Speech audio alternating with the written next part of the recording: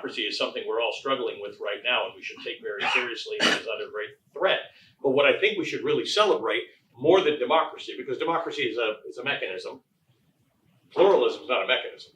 Pluralism is a concept. It's an idea that I'm not in the business of tolerating those around me. I'm in the business of recognizing and appreciating their differences and the way in which they are different from me, and the way in which people who like each other and enjoy each other can have differences of opinion, and I don't actually have to convince everybody about my way of looking at things, and I don't have to be scared of them because they're different, or they're of a different faith, or they are from a different place, or enjoy an entirely different lifestyle, or come from a different socioeconomic background. So when you look at our struggles in this moment, let's say about immigration, and they're not American struggles uniquely, everybody's got the same issues around the world. Part of it is because we are becoming a little bit more tribal. We're becoming a little less pluralistic in the world. Joe Biden often says, and I'm sure he'll say it today in his, and tomorrow in his speeches around NATO, that the world is, democracy is growing and autocracy is shrinking around the world. Well, most of you know that not to be true. Sadly, that's not true. And we need to actually say that to our listeners and our viewers and our readers, that democracy is actually imperiled around the world.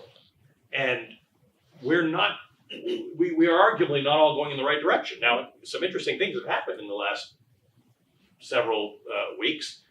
The Indian election was interesting in that it seemed to be a foregone conclusion that Narendra Modi and his populism was going to prevail.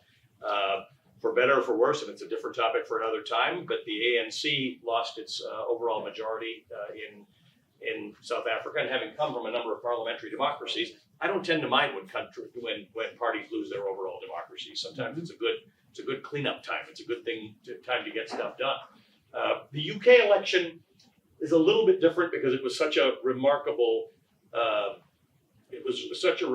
reaction to the bungling of the Conservative Party that I'm not sure it was a vote in favor of anybody. It was simply we got to throw these bums out until they get their act together. Which again is a healthy thing in democracies, where somebody gets a timeout for a term or 2 terms or 3 terms, and they reevaluate and they learn their new lessons. What happened in France was I think the closest example to what we need to look at here in the United States, in which they get 2 kicks at the can in French elections, right? You get to have this first round in which you see the shot across the bow of what can happen. Then you get a second round to fix it if you want to. And the left-wing coalition in France is very messy. It's very, very messy, as is the center-left coalition in the United States. It's messy.